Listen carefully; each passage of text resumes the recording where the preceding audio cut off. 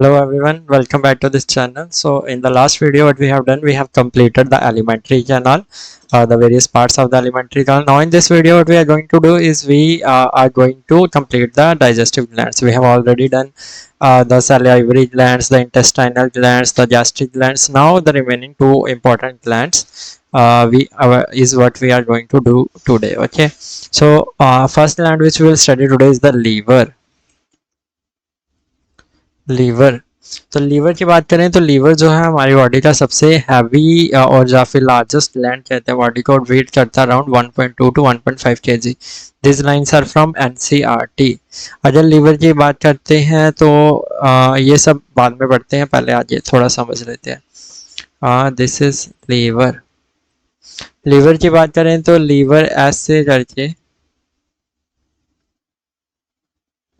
एक ऑर्गन है, right. It is an organ और इट इज अ ग्लैंड जिसमें कि हमारे पास दो लोब्स हैं, दो लोब्स में डिवाइडेड है।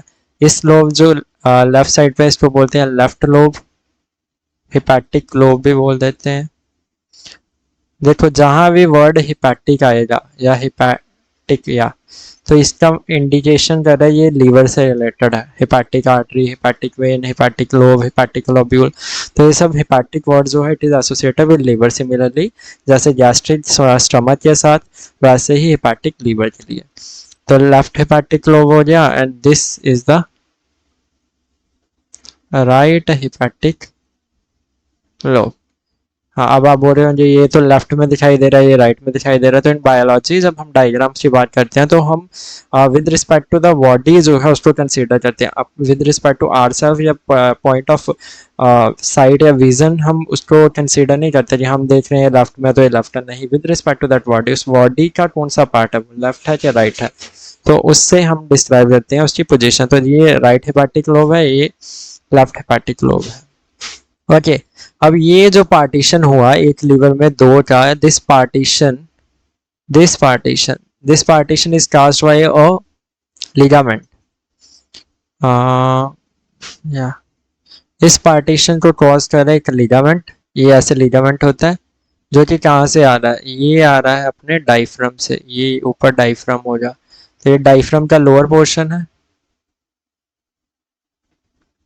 और इस लिगामेंट को, जो ये दोनों को डिवाइड कर रहा है दो में, इस लिगामेंट को हम बोल देते हैं फैल्सीफॉर्म लिगामेंट। ओके, अभी तक ये पढ़ा। और लीवर जो है आउटर साइड से किससे कवर है, विसरल पेरिटोनियम से। और डेंस कनेक्टिव टिश्यू इसको कवर किया रहता है। विसरल पेरिटोनियम ऐसे कब इसके आसपास जो है लेयर होती है, तो इसको किससे कवर होता है लीवर, एक तो विसरल पेरिटोनियम से।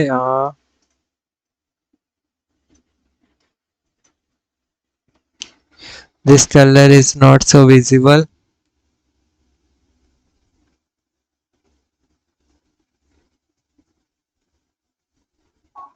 या सो एक तो विसरल पेरिटोनियम पढ़ा था हमने लास्ट क्लास में, राइट। और एक जो है डेंस कनेक्टिव टिश्यू से। ओके, सो लीवर जो है वो it is covered externally by visceral peritoneum and dense connective tissue. Okay, अब लीवर का जो ये पोस्टीरियर पोर्शन है, नीचे का पोर्शन है, इसमें डिप्रेशन होता है ऐसे करके। ओके, क्योंकि लीवर अगर नीचे से देखेंगे तो ये कुछ ऐसे दिखेगा, राइट। ऐसे करके ही तो लीवर है। थोड़ा सा ऐसे दिखा रहा हूँ, ऐसे यहाँ पे डिप्रेशन होता है। डिप्रेशन मतलब अंदर को थोड़ा सा डिप्रेस हुई होती है जगह, तो वहां पे होता है हमारा गॉल ब्लैडर। तो यहाँ पे मैं ऐसे इंडिकेट कर रहा हूँ कि ये होता है हमारा गॉल ब्लैडर, इसको बोलते हैं गॉल ब्लैडर। एक पाउच सा स्ट्रक्चर होता है, मस्कुलर पाउच होता है, जिसका फंक्शन हम आगे पढ़ेंगे। तो ये होते हैं लीवर के बारे में बताया कि लीवर जो है it is divided into two lobes, right hepatic lobe, left hepatic lobe, and these two lobes are divided because of the presence of a ligament in between which is known as the falciform ligament. Liver is externally covered by visceral peritoneum and dense connective tissue. In the posterior part of the liver there is a depression which holds the gallbladder. Okay, अब देखो, इससे पहले liver देखो जैसे एक घर है, ठीक है, ये एक रूम की बात करते हैं, कुछ इस तरह से एक रूम है। ओके, रूम किससे बना होता है, वॉल से, राइट। और वॉल किससे बनी होती है, ब्रिक से। राइट। एक एक ब्रिक ऐसे ऐसे जुड़ के ही तो वॉल बनी। उसी तरह जैसे पहले हमने लिवर को डिवाइड किया वॉल्स में, वॉल्स माने इसकी वॉल्स हो गए लोब्स, दो बड़े बड़े लोब्स। अब इन लोब्स को भी आज हम अगर देखें तो ये सारे लोब जो है ऐसे ऐसे ऐसे लोब्यूल से बने होते हैं, जिस जो ब्रिक की तरह काम कर रहे हैं, तो उनको हम बोलते हैं लोब्यूल। लोब और लोब्यूल में कंफ्यूज मत होना। Lobe is the bigger portion, that is two lobes are there but multiple lobules are there in the liver. तो लोब्यूल जैसे ट्यूब, और ट्यूब से जो छोटी ट्यूब है उसको ट्यूब्यूल बोलते हैं, राइट। वैसे ही लोब, और लोब से छोटा जो लोब है उसको लोब्यूल बोलते हैं, जो कि ऐसे ऐसे लीवर पूरा ही लोब्यूल से बना होता है। यहाँ पे बात करें, हाँ, तो ये लीवर की डायग्राम देखते हैं। ये हमारा कौन सा है, लेफ्ट लोब, राइट। ये right lobe, this is gall bladder, this ligament is falciform ligament, this is what, diaphragm, diaphragm का ही पोर्शन है। ओके, अब ये ग्रीन ग्रीन सी कौन सी डक्ट है, ये क्या है वो देखते हैं। इससे पहले हमें हिस्टोलॉजी, हाँ, तो जैसे हमने बोला कि लीवर जो है वो लोब्यूल से बना हुआ है, तो लोब्यूल कैसे दिखते हैं, ये लोब्यूल कुछ इस तरह से दिखता है। This is a hepatic lobule. बहुत सारे हेपेटिक लोब्यूल मिलके लीवर को बनाते हैं। इसको ही स्ट्रक्चरल और functional unit of the liver कहा गया। जैसे हमारी बॉडी का स्ट्रक्चरल फंक्शनल यूनिट क्या है, सेल है। एक दीवार का स्ट्रक्चर यूनिट क्या होगा, ब्रिक होगी, एक एक ब्रिक को जोड़ के एक दीवार बनाई गई, राइट। वैसे ही एक एक लोब्यूल जो है एक एक जोड़ के लीवर बनाया गया, तो इसलिए इसको structural and functional unit of the liver भी कहते हैं, एनसीईआरटी में लिखा हुआ है। अच्छा, अब इसके बीच में ये जो आपको ब्लू ब्लू दिख रहा है, ये ब्लड कैपिलरीज है,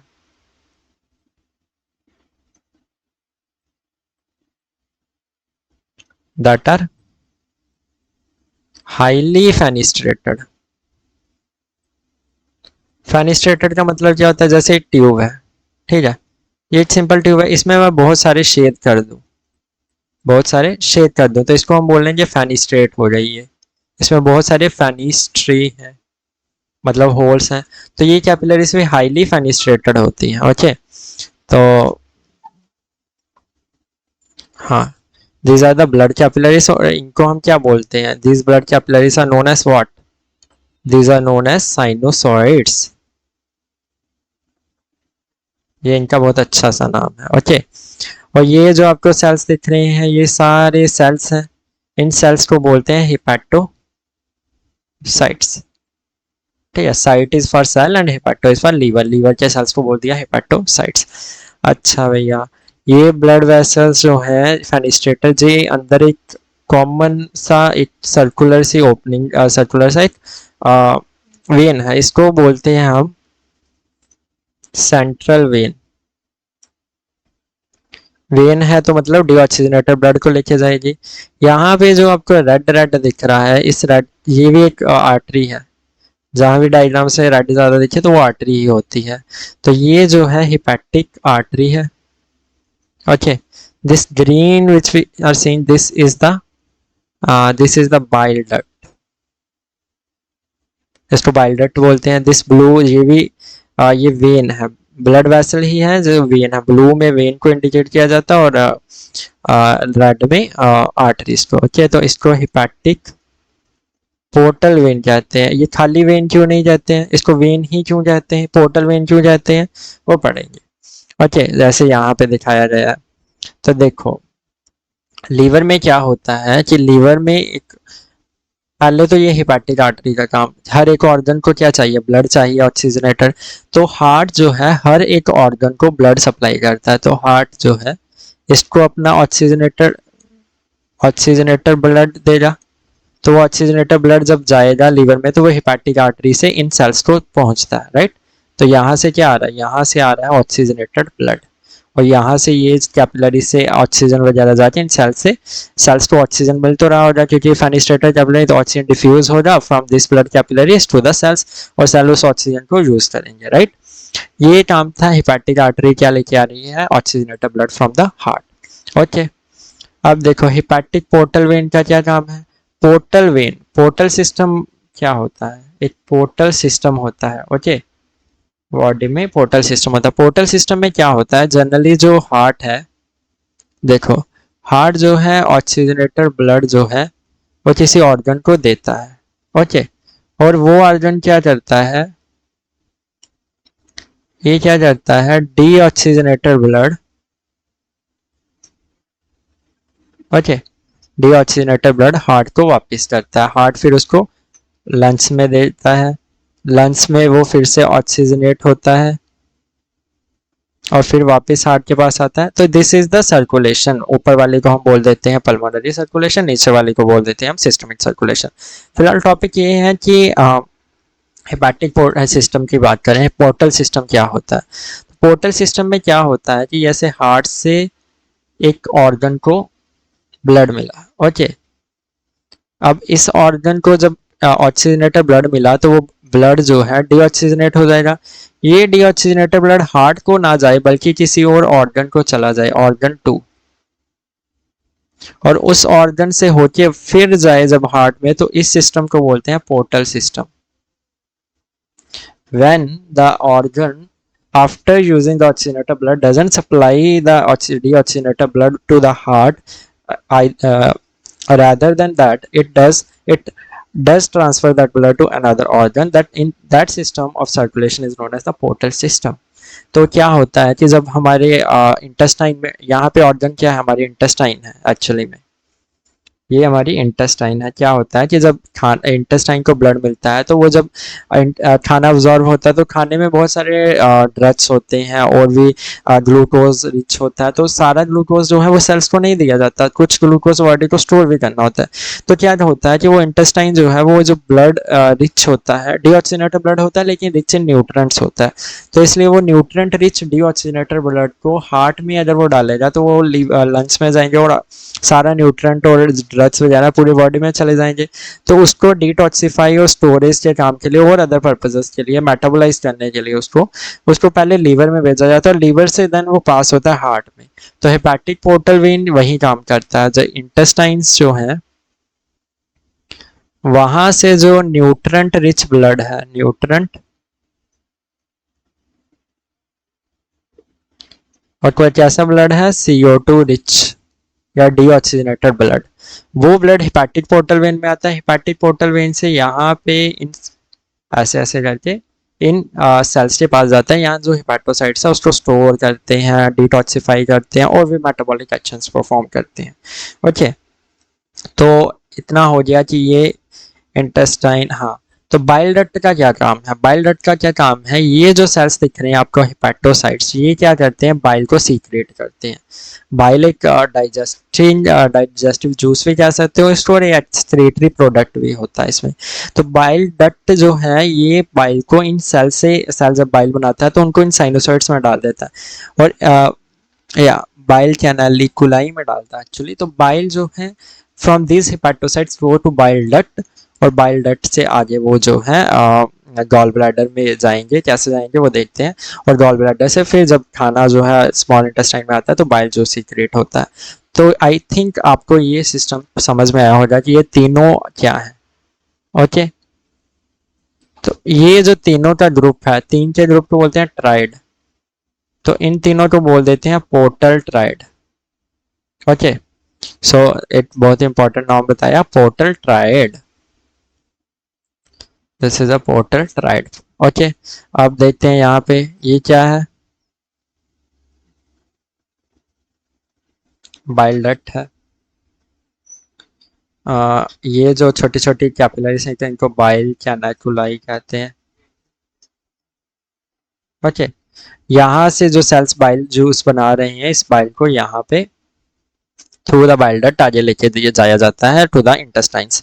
अब ये जो आपको वेन दिख रही है इसको बोलते हैं हेपेटिक पोर्टल वेन, राइट, वही है। उसको थोड़ा सा इतना इतना रीजन अगर मैं इसका मैग्नीफाई कर दूं तो वही डायग्राम है हेपेटिक पोर्टल वेन। और ये जो क्या हो जाए, ये जो रेड सी आ रही है आर्टरी होगी ना, तो इसको बोलते हैं हेपेटिक आर्टरी।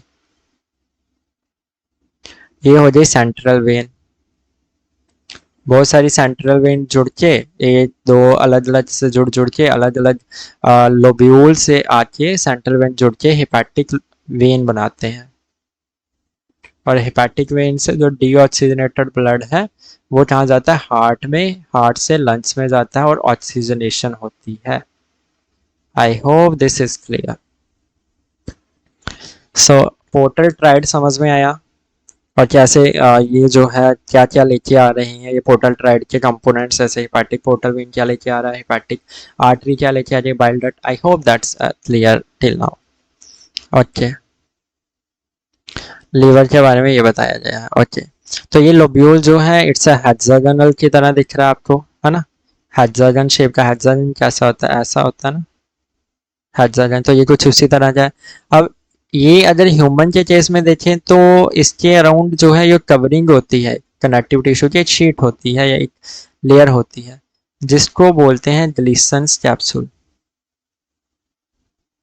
ह्यूमन की स्लाइड जब आप देखो, ह्यूमन के लीवर को काट के अगर उसकी आप स्लाइड देखेंगे तो उसमें जो है ये जो ग्लिसन कैप्सूल है वो दिखाई नहीं देता, बहुत ही मतलब आ, शायद थिन होता है इसलिए दिखाई नहीं देता। लेकिन जब आप पिग की बात करते हैं, पिग की, जिनमें या जिन स्लाइड्स में ग्लिसन कैप्सूल बहुत ही मोटा मोटा दिखाई दे तो समझ जाओ वो पिग का है, क्योंकि पिग में ये बहुत ही प्रोमिनेंट होती है। पिग में काफी मोटा सा ग्लिसन कैप्सूल होता है, तो जब आप स्लाइड देखेंगे तो आपको हर एक हेपेटिक लोब्यूल अलग अलग दिखाई देता है। लेकिन ह्यूमन के केस में ऐसा नहीं, ह्यूमन के अगर लीवर की स्लाइड देखेंगे आप तो आप हेपेटिक लोब्यूल को डिस्टिंग्विश नहीं कर सकते हैं, क्योंकि वो उनकी एक्सटर्नल बाउंड्री जो ग्लिसन कैप्सूल है वो दिखता नहीं है उसमें।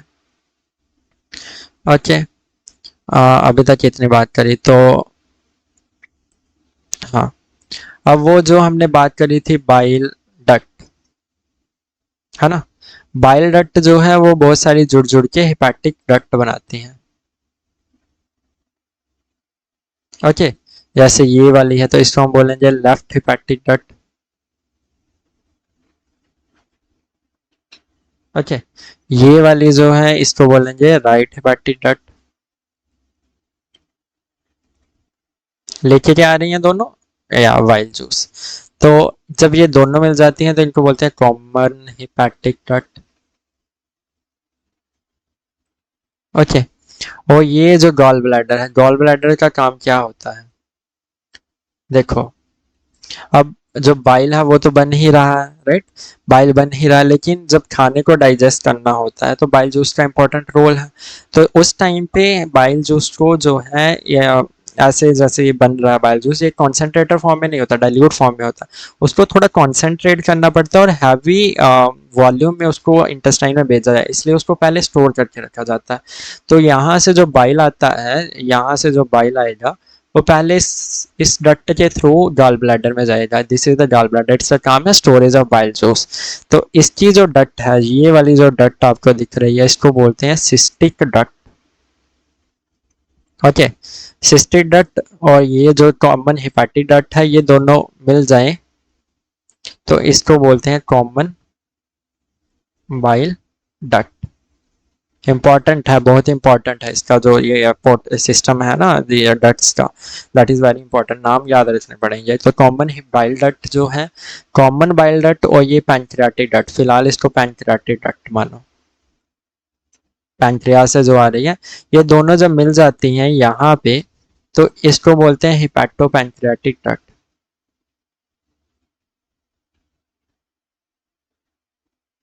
या duct of waiter. Okay, hepato pancreatic duct या फिर इसको एम्प्यूला ऑफ वेटर भी बोलते हैं, वेटर का भी। ओके, और यहाँ पे ये ओपन होती है to the into the duodenum, this is the duodenum. और यहाँ पे ये ऐसे ही ओपन नहीं रहती है, क्योंकि खाना जब आएगा तभी सीक्रेट करना है। तो यहाँ पे भी एक स्फिंक्टर होता है, मस्कुलर स्मूथ मसल का स्फिंक्टर होता है जिसको हम बोलते हैं sphincter of ODI.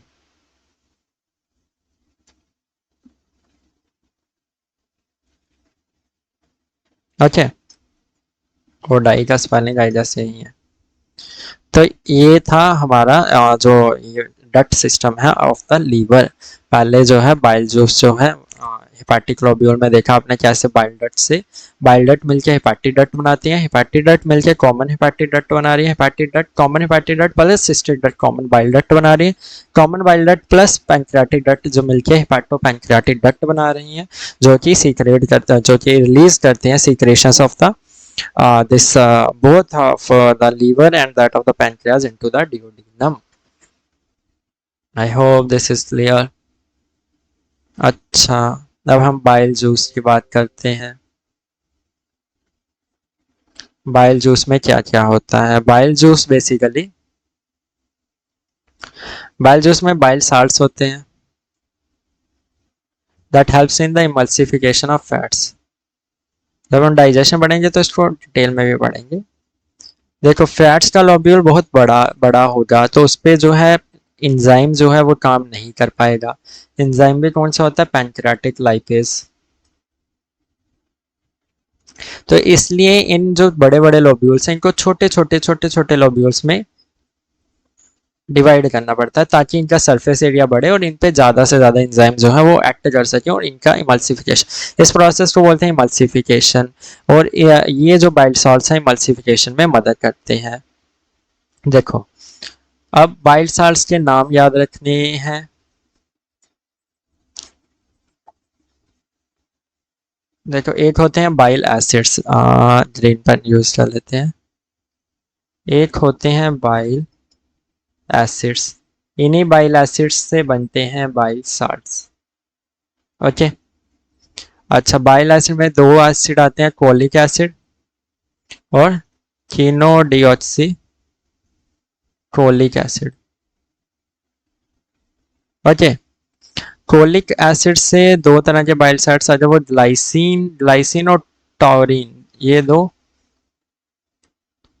Amino acids हैं। इसमें भी ऐसे होता है ग्लाइसिन और टोरिन। अगर ये ग्लाइसिन के साथ साल्ट बनाए तो उस साल्ट को बोलते हैं ग्लाइकोलिक ग्लाइकोलिक एसिड बोलते हैं शायद, हाँ ग्लाइकोलिक एसिड। इरेज हो जा, या ग्लाइकोलिक एसिड। अगर ये टोरिन जो अमाइनो एसिड है उसके साथ मिलके साल्ट बनाए तो इसको बोलते हैं टारोकोलिक एसिड। ओके, सो अगर बाइल साल्ट पूछे तो ये है बाइल साल्ट, बाइल एसिड्स पूछे तो ये दोनों है बाइल एसिड। अब ग्लाइसिन के साथ जो कीनोडिऑक्सिकोलिक एसिड के साल्ट्स बनते हैं तो उनको क्या बोलेंगे? जैसे वहां ग्लाई लगा देना, बस ग्लाई कीनोडिऑक्सिकोलिक एसिड। वैसे भी यहाँ पे taurochenodeoxycholic acid. Okay, तो ये नाम भी इंपॉर्टेंट है, glycocholic acid, taurocholic acid, glycochenodeoxycholic acid, chenodeoxycholic acid. Okay, so these are the bile salts. और बाइल में क्या होता है? बिलीरुबिन होता है।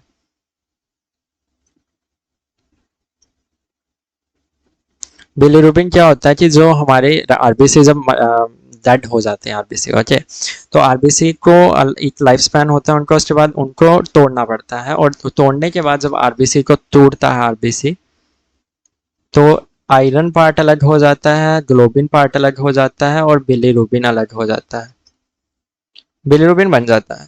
तो ये बिलीरुबिन को जो है एक्सक्रीट करना होता है, इस बिलीरुबिन को बाहर निकालना होता है बॉडी से। ओके, एक्सक्रीटरी प्रोडक्ट है। तो ये बाइल जूस में लिवर में आता है और बाइल जूस के साथ साथ इंटेस्टाइन में चला जाता है। यही बिलीरुबिन जब स्मॉल इंटेस्टाइन में जाता है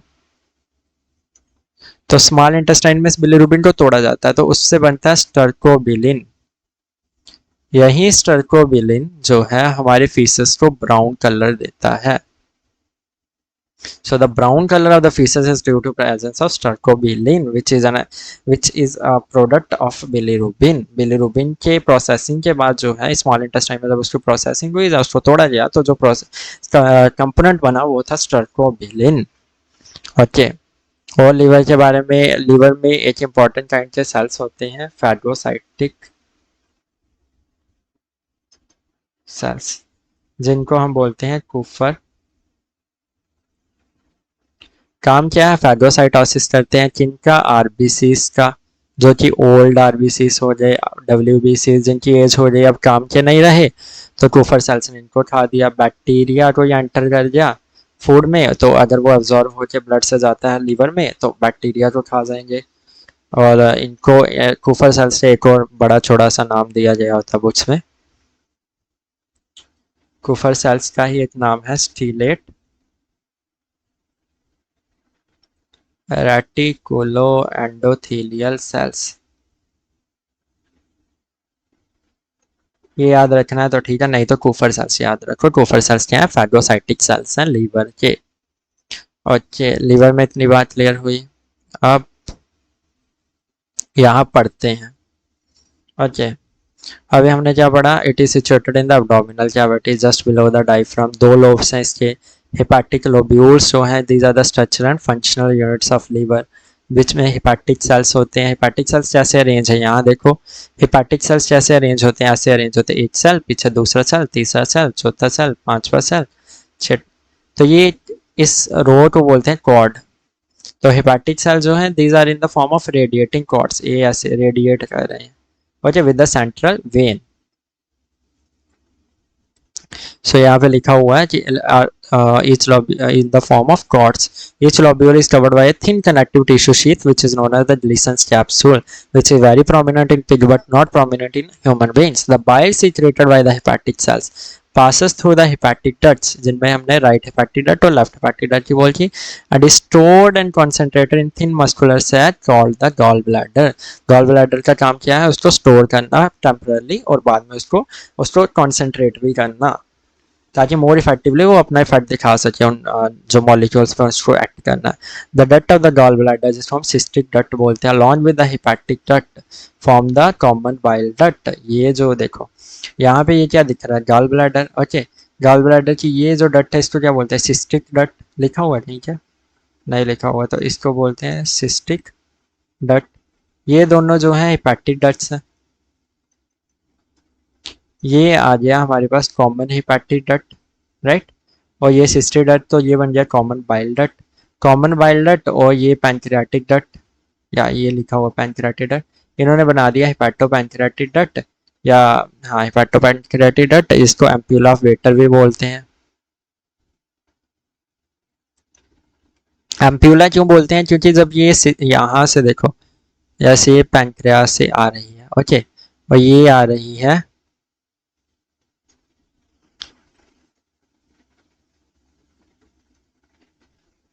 गॉल ब्लैडर से और ये लीवर से, ओके। तो ये जब यहाँ पे दोनों मिलती हैं तो यहाँ का जो ये जो है ये थोड़ी स्वॉलन फॉर्म में हो जाती है, डायलेट हो जाती है। तो इस डायलेटेड फॉर्म को ही एम्प्यूला बोलते हैं। तो बहुत सारी जो स्टैंडर्ड बुक्स हैं वहाँ पे हिपैटोपैंक्रियाटिक डक्ट नहीं लिखा होता है, हिपैटोपैंक्रियाटिक एम्प्यूला लिखा होता है, क्योंकि ये दोनों डक्ट जब मिलती है तो एक स्वॉलन सा स्ट्रक्चर बनाती हैं, तो स्वॉलन स्ट्रक्चर को एम्प्यूला बोलते हैं, इसलिए इसको एम्प्यूला ऑफ वेटर भी कहते हैं। Okay, I think yeah it's that. यहाँ लिखा हो bile duct and pancreatic duct open together into duodenum as the common hepatopancreatic duct और guarded by sphincter. Muscular sphincter यहाँ पे होता है, राइट, यहाँ से ओपन होती है, तो उस स्फिंक्टर को बोलते हैं स्फिंक्टर ऑफ ओडाई।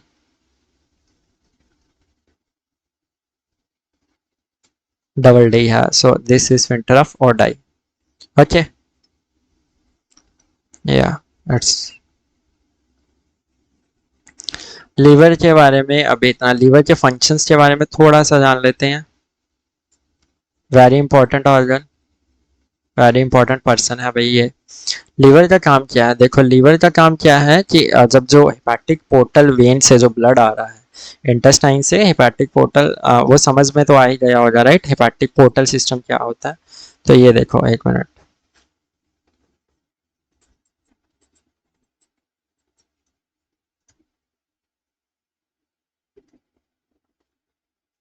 ये हमारी इंटेस्टाइन्स है। मैं इंटेस्टाइन्स तो ऐसे ही बना रहा हूँ फिलहाल, और ओके कोई बात नहीं। ये इंटेस्टाइन्स है, राइट। इंटेस्टाइन के अराउंड क्या होंगे, ब्लड वेसल्स होंगे।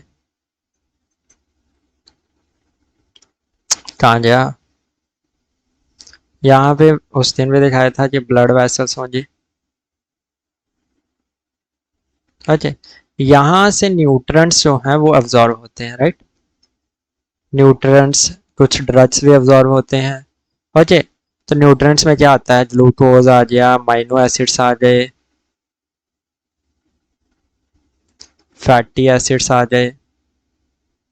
ओके, तो ये सब जो है न्यूट्रंट्स जो है सीधे अगर क्या बोलते हैं यहाँ से जो है एक ये ब्लड वेसल्स कहाँ को जाती हैं, ये इसको लेके जाती हैं पहले लीवर में, ऐसे लीवर में कि भैया ये तू रख ले, और देन लीवर उसको बाद में हार्ट में ट्रांसफर करता है। ओके, उस अब ये जो न्यूट्रंट्स और ड्रग्स है, अब लीवर देखता है कि भैया ब्लड में ग्लूकोज कैसा है, अगर ब्लड में ग्लूकोज की कमी है, ठीक है, तो ये क्या करता है, ये क्या करता है कि जो बाकी के अमाइनो एसिड्स और फैटी एसिड्स हैं, ग्लूकोज की कमी मतलब ग्लूकोज से ही तो एटीपी बनेगा, तो ये एक प्रोसेस को प्रोसेस स्टार्ट करता है जिसको बोलते हैं ग्लूकोनियोजेनेसिस। ग्लूकोनियोजेनेसिस क्या है, देखो जब ग्लूकोज की फॉर्मेशन को बोलते हैं, ग्लूकोज अगर किसी नॉन कार्बोहाइड्रेट, ग्लूकोज किससे बनता है, स्टार्च से ना, लेकिन अगर स्टार्च से ना बने, किसी और कार्बोहाइड्रेट के अलावा अमाइनो एसिड से बने, फैटी एसिड से बने, तो उस प्रोसेस को बोलते हैं ग्लूकोनियोजेनेसिस। तो ये लीवर में होता है। तो लीवर क्या करता है कि उस समय ये जो फैटी एसिड्स अमाइनो एसिड्स हैं, इनसे क्या करता है, इनका इस्तेमाल करके ग्लूकोज बनाता है, और ग्लूकोज से अल्टीमेटली क्या बनता है, एटीपी, राइट। सो ये लीवर का काम है। दूसरा, ग्लाइकोजेनेसिस। ग्लाइकोजेनेसिस क्या होता है, अब ये देख रहा है कि ग्लूकोज जो है वो बहुत बढ़ गया है, ठीक है, बॉडी में ऑलरेडी बहुत ही ग्लूकोज है, तो ये क्या करेगा, अब ग्लूकोज तो आगे नहीं भेजेगा, क्योंकि हाइपर ग्लूको ग्लाइसीमिया थोड़ी करना है ब्लड में कि ज़्यादा ग्लूकोज भर दो। तो ये क्या करेगा, इस ग्लूकोज को जो है ये स्टोर करेगा इन द फॉर्म ऑफ ग्लाइकोजन। देखो हमारी बॉडी में जैसे plant store their food in the form of starch, तो हमारी जो ह्यूमन बॉडी है, जो एनिमल बॉडी है, that stores it's glucose in the form of glycogen. तो क्या करेगा, ये ग्लाइकोजन बना लेगा ग्लूकोज से। तो ये क्या किया इसने, तो ब्लड के अकॉर्डिंग काम कर रहा है। दूसरा, ये क्या करता है कि अमाइनो एसिड से भी ग्लूकोज बनाता है, तो अमाइनो एसिड्स में डी अमाइनेशन भी इसका काम है। डी अमाइनेशन में क्या होता है कि ये देखो अमाइनो एसिड कैसा होता है, बायोकेमिस्ट्री पढ़ेंगे तो पता चलेगा कि अमाइनो एसिड ऐसे होता है, एक कार्बोक्सिलिक एसिड होता है, एक अमाइनो एसिड ग्रुप होता है, और ऐसे और ये कुछ भी हो सकता है, कौन सा अल्काइल ग्रुप होता है। ओके, तो ये क्या करता है, लीवर इस NH3 पॉजिटिव को निकाल देता है, दिस इज अमोनिया, और जो बाकी का सारा ये बचा उसकी मदद से एटीपी बना लेता है। ओके, और ये जो अमोनिया है, इस अमोनिया में को भी यूरिया साइकिल के थ्रू इस अमोनिया से यूरिया बनाता है, क्योंकि अमोनिया बहुत टॉक्सिक है, हमारी बॉडी अमोनिया जो है उसको अफोर्ड नहीं कर सकती, अमोनिया बॉडी में ज़्यादा दे रहे तो डाई, तो इसलिए अमोनिया को जो है लेस टॉक्सिक फॉर्म यूरिया, जो कि बाद में क्या होता है, किडनी के पास जाता है, और किडनी क्या करती है, इसको चल भाई निकल जाए, H3 आउट कर देती है, राइट। तो ये काम भी लीवर का है। लीवर का काम है विटामिन को स्टोर करना, जैसे A B12 D E इनको स्टोर करता है। विटामिन डी की एक्टिवेशन में इंपॉर्टेंट रोल है। विटामिन ए की सिंथेसिस का साइट है। लीवर के कूफर सेल्स जो हैं फैगोसाइटोसिस कर रहे हैं। तो liver is a very very very very important organ, it has multiples of functions. Okay, तो आई गेस लीवर के बारे में इतना काफी हो गया, राइट। अच्छा, जो छोटे बच्चे होते हैं, बिलीरुबिन जो है ये, हाँ बिलीरुबिन, या जैसे न्यू बॉर्न बेबी होते हैं, ओके, आपने सुना होगा कि न्यूबॉर्न बेबी जो हैं, बहुत सारे न्यूबॉर्न बेबीज को जॉन्डिस हो जाता है, पीलिया हो जाता है। तो क्यों होता है, क्योंकि जो न्यूबॉर्न बेबी है इसका काम क्या है, लीवर का काम है एक्सेस ऑफ बिलीरुबिन को एक्सक्रीट करना बाइल जूस के साथ। भैया जो बिलीरुबिन बन के आ रहा है, ये जो बिलीरुबिन आ रहा है, लीवर का काम है इसको बाइल जूस में मिक्स करना और इसको इंटेस्टाइन में डाल देना। इंटेस्टाइन में इसकी प्रोसेसिंग होती है, ये बाहर डेफिकेट आउट हो जाता है, निकल जाता है, राइट।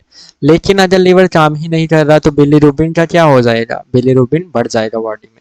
तो न्यू बॉर्न बेबी में लीवर जो है मतलब हर एक में नहीं, लेकिन मोस्टली बच्चों में क्या होता है कि लीवर जो है वो जब न्यू बॉर्न बेबी होता है उसमें इतना फंक्शनली इतना स्ट्रॉन्ग नहीं होता लीवर। तो क्या किया जाता है कि क्या होता है कि बिलीरुबिन का कॉन्सेंट्रेशन बढ़ जाता है, जिससे बच्चे को जॉन्डिस हो जाता है, पीले आ जाता है। अब क्या करते हैं उस बेबी को, क्या जब तक उसका लीवर थोड़ा मैच्योर नहीं हो जाता है तब तक उसको ब्लू लाइट में रखते हैं, है ना, मशीन में रख देते हैं, कहते हैं कि ब्लू लाइट में रख दिया। ब्लू लाइट से क्या होता है, इस बिलीरुबिन को थोड़ा, ब्लू लाइट जो है जब एक्ट करती है बिलीरुबिन पे तो इसको एक प्रोडक्ट में चेंज करती है जो कि किडनी जो है इसको एक्सक्रीट कर सकती है। इस प्रोडक्ट को किडनी जो है वो थ्रो आउट कर सकती है बॉडी से। तो इसलिए ब्लू लाइट में रखा जाता है, कहते हैं ना बच्चे को मशीन में रख दिया भैया, उसको पी लिया था।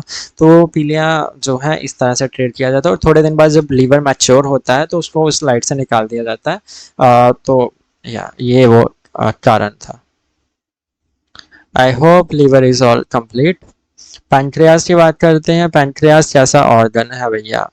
पैंक्रियाज देखो, पैंक्रियाज इस तरह से दिखता है, कुछ कुछ इस तरह से। ओके, इस रीजन को बोल देते हैं हेड, ये बीच वाले रीजन को बोल देते हैं बॉडी, और पॉइंटेड जो स्ट्रक्चर इसको बोल देते हैं टेल। ओके, ये पैंक्रियाज है। पैंक्रियाज में एक डक्ट होती है, हर एक जो है एसिनाई होते हैं इसमें। अच्छा, पैंक्रियाज ये बाद में बताते हैं। तो पैंक्रियाज के बारे में बात करते हैं। एक मिक्सोथ्राइन ग्लैंड है, मिक्सोथ्राइन कहते हैं, कंपाउंड कहते हैं, कई बुक्स में इसको हेट्रोथ्राइन बोला जाता है। क्या मतलब है इसका? देखो, एक होते हैं एक्सोथ्राइन ग्लैंड जो कि अपनी सीक्रेशन जो है वो डक्ट्स में डालते हैं, जैसे हमारे सैलिवरी ग्लैंड्स, वो क्या इनकी सैलिवरी डक्ट थी, राइट? तो ये होते हैं एक्सोथ्राइन ग्लैंड्स। एक होते हैं एंडोथ्राइन ग्लैंड्स जो कि अपनी सीक्रेशन ब्लड में डालते हैं, राइट? अब एक होते हैं जिनके पास ये दोनों होते हैं, इन दोनों उनको बोल देते हैं हम कंपाउंड या हेट्रोथ्राइन या मिक्सोथ्राइन ग्लैंड। उनके पास कुछ पार्ट जो है वो एक्सोथ्राइन होता है, कुछ पार्ट जो है एंडोथ्राइन होता है। तो पैंक्रियास के केस में भी दो चीजें हैं। इसका पैंक्रियास की बात करें, इसके पास दो चीजें हैं, एक्सोथ्राइन और एंडोथ्राइन। ये एक्सोथ्राइन पोर्शन बहुत ज्यादा होता है इसमें, more than 90%, even 99% I guess exocrine portion होता है, और एक छोटा सा पोर्शन जो है एंडोथ्राइन होता है, बहुत ही कम। जो एंडोथ्राइन पोर्शन होता है उसको बोलते हैं आइलेट्स ऑफ लैंगरहंस। ऐसे दो यहाँ ऐसे आइलेट्स होते हैं, दिस इज आइलेट्स ऑफ लैंगरहन, इसको मान लेते हैं आइलेट्स ऑफ।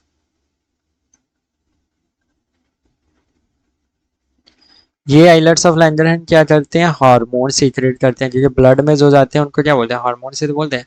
हार्मोन्स को सीक्रेट करते हैं, जिनमें कि एक इंसुलिन आता है, ग्लूकागन आता है, और क्या आता है, सोमैटोस्टैटिन आता है, और पैंक्रियाटिक पॉलीपेप्टाइड।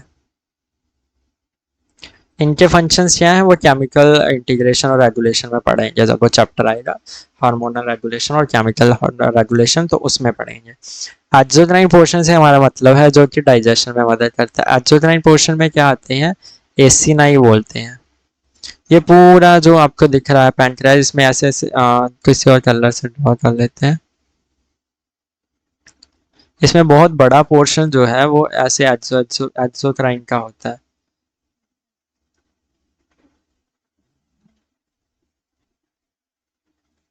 एक्सोक्राइन पोर्शन क्या सीक्रेट करता है, ये सीक्रेट करता है पैंक्रियाटिक जूस। देखो, pancreatic juice is the most important digestive juice I can see, क्योंकि पैंक्रियास के जो सीक्रेशन है या पैंक्रियाटिक जूस है, इसमें हर एक कंपोनेंट जो है उसको डाइजेस्ट करने के लिए एंजाइम्स होते हैं। तो this is a very important enzyme pancreas, although there is not much more to learn about pancreas, लेकिन काफ़ी काफ़ी इंपॉर्टेंट एंजाइम है when the digestion is concern, क्योंकि हर एक कंपोनेंट, चाहे वो अमाइनो एसिड, चाहे वो प्रोटीन्स हो, चाहे वो कार्बोहाइड्रेट हो, चाहे वो ये फैट्स हो, इन सब को डाइजेस्ट करने के लिए इसके पास जो है हार्मोन्स हैं। Okay, so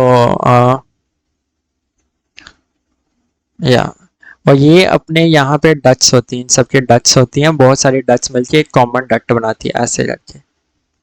this is common duct. Okay. अच्छा ये डक्ट भी आगे दो तरह की हो जाती है। एनसीईआरटी में एक ही तरह की लिखी है तो एक ही तरह पे फोकस करेंगे, लेकिन for your knowledge you should know that these ducts are also of two type. एक जो मेन डक्ट है, जो मेन चली आ रही है, इस डक्ट को बोलते हैं डक्ट ऑफ विल्सन, या जिसे पैंक्रियाटिक डक्ट, जो सही मायने में पैंक्रियाटिक डक्ट है वो। इस डक्ट को जो ऐसे ही ऊपर से ऐसे कहीं से निकल रही है, लेट मी करेक्ट इट। ठीक है, ये आ जाए इस तरह से।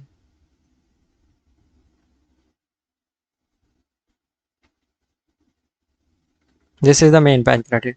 इसी मेन पैंक्रियाटिक डक्ट से ऐसे एक डक्ट अराइज होती है। ओके, इस डक्ट को हम बोल देते हैं एक्सेसरी डक्ट।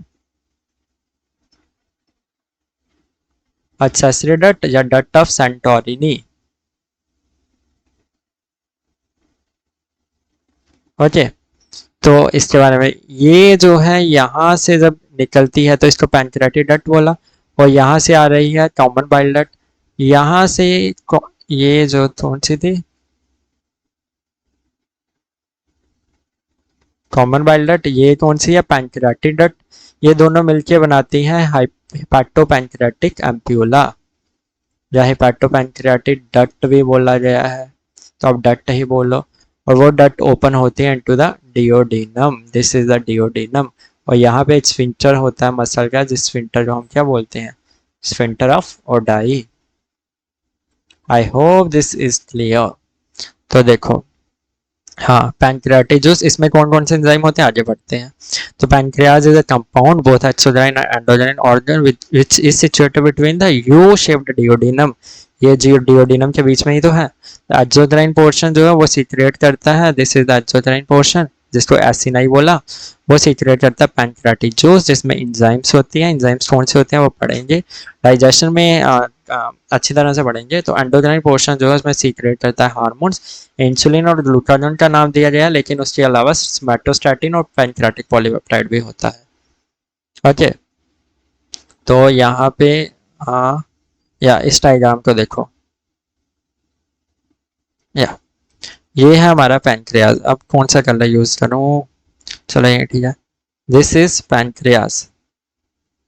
पैंक्रियाज में ये जो छोटी छोटी डट्स आ रही हैं, ये आ रही हैं एसिनाई से। ओके, और ये जो मेन डट आ रही है इसी को बोलते हैं डट ऑफ विल्सन, या हेपाटिक डट बोलो। और ऊपर से ये जो निकल रही है इसको बोलते हैं एक्सेसरी डट, या डट ऑफ सेंटोरिनी। ओके, ये जो मेन डट है ये ओपन हो रही है यहाँ पे स्फिंक्टर ऑफ ओडाई जो है इसको, और ये जो एक्सेसरी डट है ये भी डिओडिनम में ओपन होती है, लेकिन जो मेन डट है उससे थोड़ी सी ऊपर। Okay, so this was what this region is known as the head region. This is the body region. This is the tail region. Pancreas के बारे में इतना ही जानना है। ओके, पैंक्रियास के हार्मोन्स पढ़ लेते हैं, एंजाइम्स पढ़ लेते हैं, कौन कौन से होते हैं।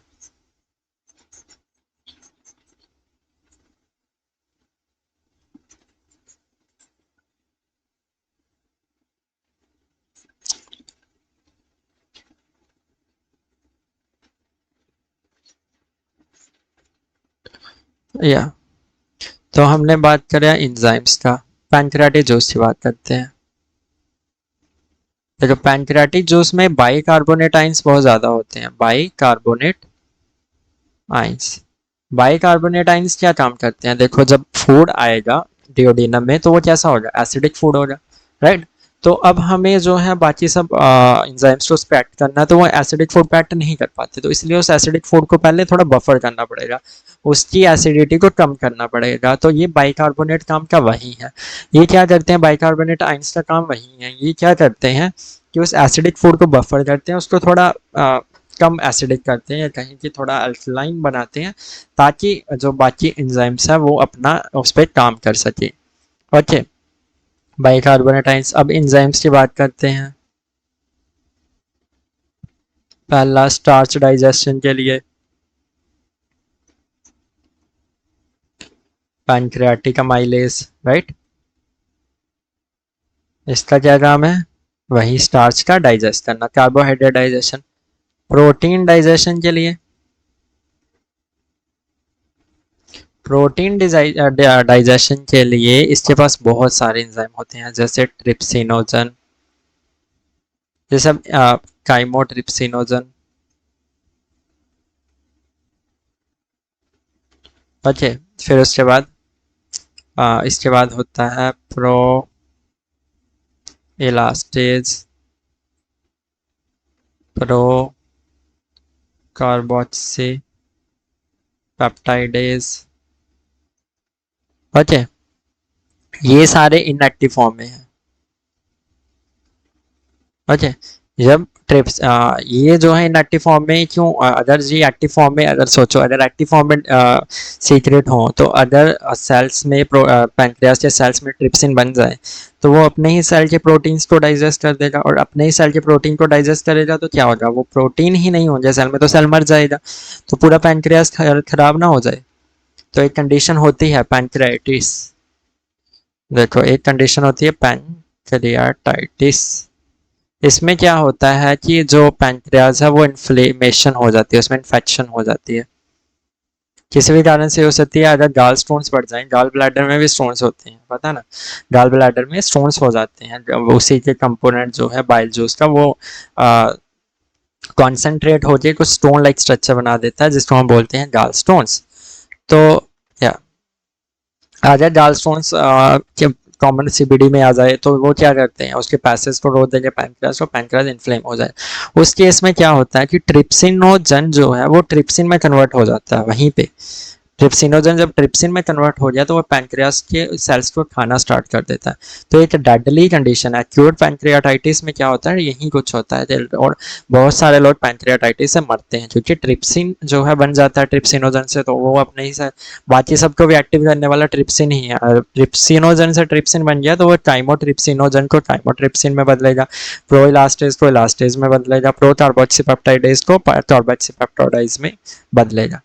ओके, और ये इनएक्टिव फॉर्म में बाद में इंटेस्टाइन में जाके इनके साथ ब्रश बॉर्डर एंजाइम से होता है, एंटारोकाइनेज बोलते हैं उसको, वो एक्ट करेगा, तो ये एक्टिव होते हैं, जो हम की डाइजेशन में अच्छी तरह से बढ़ेंगे।